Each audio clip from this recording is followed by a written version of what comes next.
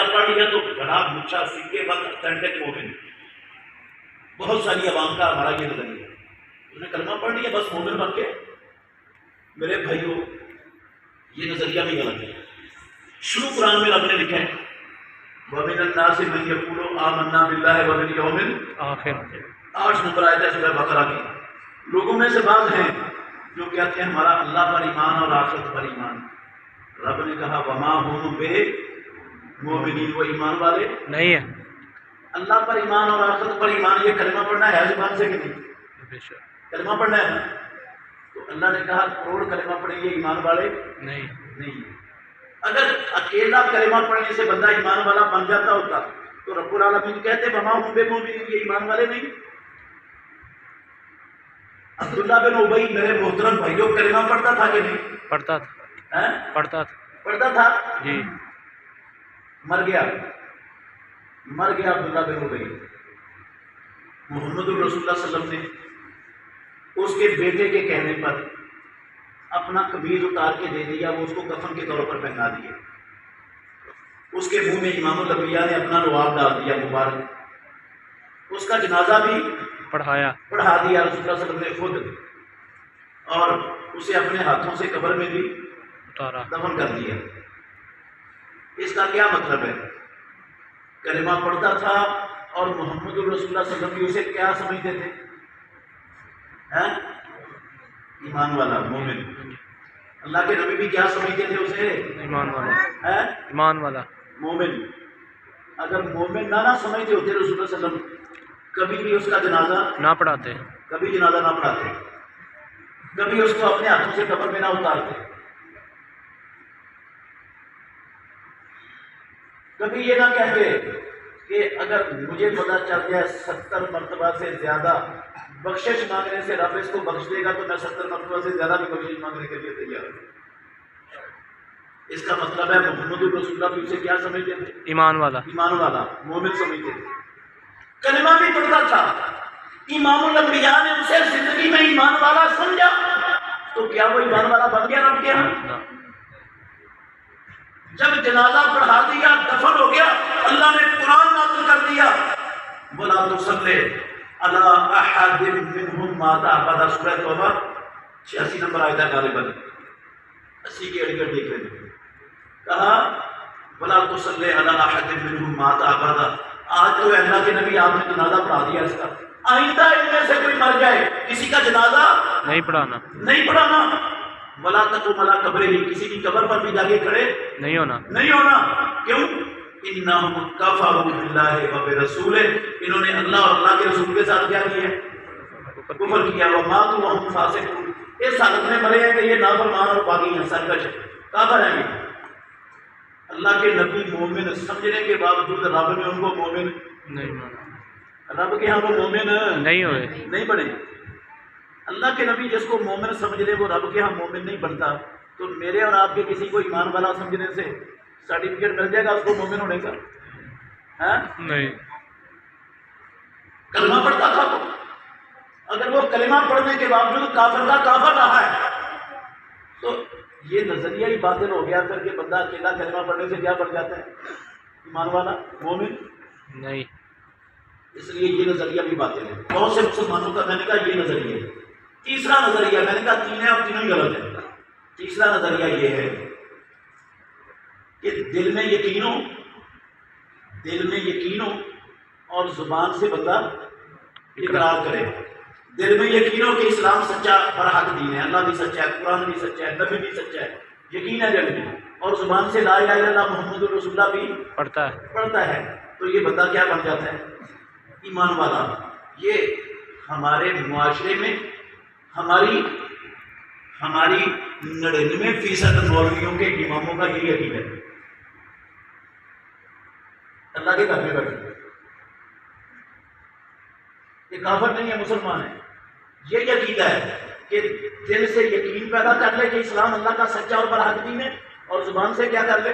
اقرار کر لے، کلمہ پڑھ لے. عمل کرے چاہے نہ کرے، وہ کیا ہے؟ ہو گیا مومن ہے. میرے بھائیوں یہ نظریہ بھی باطل ہے اور غلط ہے. کوئی نہیں بندہ اللہ کے یہاں مومن کوئی نہیں بنتا، کوئی نہیں مومن بنتا. موٹی سی ایک دلیل دیتا ہوں، ترمذی شریف کی حدیث ہے، حسن درجے کی روایت ہے، حسن حدیث ہے، قابل حجت ہے، 2733 نمبر حدیث ہے ترمذی کی. اگر خود پڑھیں گے تو فائدہ بڑا ہوگا. لمبی حدیث ہے، میں اس کے چند لفظ سنا رہا ہوں آپ کو. صرف 2 یہودی آئے رسول اللہ صلی اللہ علیہ وسلم کے پاس. انہوں نے آ کر آپ صلی اللہ علیہ وسلم سے کچھ سوالات کیے. آپ نے ان کے سوالوں کے جواب دیے. وہ سوالوں کے جواب سارے ٹھیک تھے. سن کر دونوں یہودی کہنے لگے نشہد انک نبی، اے محمد ہم شہادت دیتے ہیں آپ اللہ کے نبی ہو.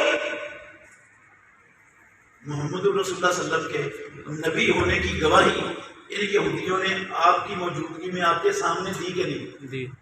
نبی مانا کہ نہیں آپ کو؟ مانا. اچھا، ان کے دل میں محمد رسول اللہ صلی اللہ علیہ وسلم کے سچا اور اللہ کا آخری نبی ہونے کا اور اسلام کے برحق ہونے کا یقین تھا کہ نہیں تھا؟ یقین بھی تھا، زبان سے اقرار بھی کرتے تھے. ہو گیا، دونوں چیزیں اکٹھی ہو گئی. کیا اللہ کے نبی نے مومن مان لیا؟ نہیں. یہ مومن ایمان والے بن گئے؟ نہیں. غور کرنا، لفظ کیا بولے محمد رسول اللہ نے ان دونوں یہودیوں کے لیے؟ آپ نے فرمایا فما یمنعکم ان تتبعونی، او یہودیو اگر تم مجھے نبی مانتے ہو، میرے نبی ہونے کا اقرار کرتے ہو، گواہی دیتے ہو، تو پھر میری اتباع کرنے میں تمہیں رکاوٹ کیا ہے؟ میرے پیچھے چلنے میں رکاوٹ کیا ہے؟ میری بات کیوں نہیں مانتے؟ میری اتباع کیوں نہیں کرتے؟ اس سے ہر کلمہ پڑھنے والے کو یہ بات سمجھ لینی چاہیے کہ دل میں یقین بھی ہو، زبان سے اقرار بھی ہو، اور پھر محمد رسول اللہ کی اتباع بھی ہو، تو پھر بندہ بنتا ہے کون؟ مومن، ایمان والا. اور اگر اتباع نہیں ہے، دل میں یقین ہے، زبان سے اقرار ہے، تو مومن نہیں بنتا. اللہ کے نبی نے یہودیوں کو مومن مانا نہیں ہے، جن کے دل میں بھی یقین تھا، زبان سے بھی اقرار کر لیا انہوں نے اللہ کے نبی کے سامنے. آج میں اور آپ اور پاکستان کی 22 کروڑ عوام اور دنیا کے 2.25 ارب کلمہ پڑھنے والے لوگ اس حوالے سے کہاں کھڑے ہیں. 3 مثالیں دوں گا اور میری بات ختم ہو جائے گی. یہ آپ نے سمجھنے کی کوشش کرنی ہے. تینوں مثالیں یہ جائزہ لینا ہے کہ میرا اور آپ کا اور 2.25 ارب لوگوں کا ایمان کے ساتھ کتنا کوئی تعلق ہے اور کتنے بڑے مومن ہیں. یہ بات سمجھنی ہے میرے بھائیوں. محمد رسول اللہ صلی اللہ علیہ وسلم کے متعلق ہماری ماں سے پوچھا کسی نے. یہ پہلی مثال دینے لگا ہوں کہ جب رسول اللہ صلی اللہ علیہ وسلم اپنے گھر میں ہوتے تھے تو آپ کا گھر کے اندر کیا معمول ہوتا تھا؟ کیا کام کرتے تھے آپ گھر میں؟ باہر جب مسجد میں، بازار میں، ہر جگہ پر ہمارے سامنے ہوتے تھے محمد رسول اللہ صلی اللہ علیہ وسلم. ہم آپ کو دیکھتے تھے، ہمیں پتہ آپ کیا کرتے تھے، لیکن گھر میں تو ہم دیکھ نہیں سکتے. ہم نے آپ سے پوچھنا ہے اللہ کے نبی گھر میں کیا معمول تھا آپ کا؟ کہتی ہیں کانا فی محنت اہلہ، رسول اللہ صلی اللہ علیہ وسلم اپنے گھر والوں کی خدمت میں ہوتے تھے. اور جب بلال رضی اللہ عنہ کے یہ کلمات اللہ اکبر کی صدا سنتے تو ساری مصروفیتیں چھوڑ دیتے. ایسا لگتا جیسے اللہ کے نبی اور ہمارے درمیان کوئی جان پہچان بھی نہیں، اجنبی بن جاتے. آپ اپنے گھر والوں سے بھی اجنبی ہو جاتے. اذان سنتے ساری دنیا کی مصروفیتیں، امام الانبیاء کی خدمت، گھر والوں سے بھی اجنبی کی کیفیت آپ کی ہو جاتی. آپ اذان سننے کے بعد ساری مصروفیتیں چھوڑ کر نماز کی تیاری میں لگ جاتے. سفر میں ہوتے تو بلال کو کہتے اذن یا بلال ارحنا بالصلاۃ، بلال اذان کہو ہمیں نماز سے سکون، راحت پہنچاؤ ہمیں نماز سے. نماز پڑھ کے تسلی ہوتی ہے، سکون ملتا ہے، راحت ملتی ہے، اطمینان نصیب ہوتا ہے. اذان کہو. آج دنیا میں کتنے مسلمان ہیں جن کو اذانیں سن کر راحت اور تسلی نصیب ہوتی؟ اللہ کی قسم اکثریت ہمارے معاشرے میں اذان سن کر پریشان ہوتے ہیں۔ اچھا اب دکان کا شٹر ڈاؤن کرنا پڑے گا، اب دفتر میں چلتا ہوا قلم روکنا پڑے گا، اب دنیا کی ساری مصروفیتیں چھوڑ کر مسجد میں جانا پڑے گا، پریشان ہوتے ہیں۔ اور پھر کوئی دنیا کا کاروبار نہیں چھوڑتے، نماز کو چھوڑ دیتے مسلمانوں۔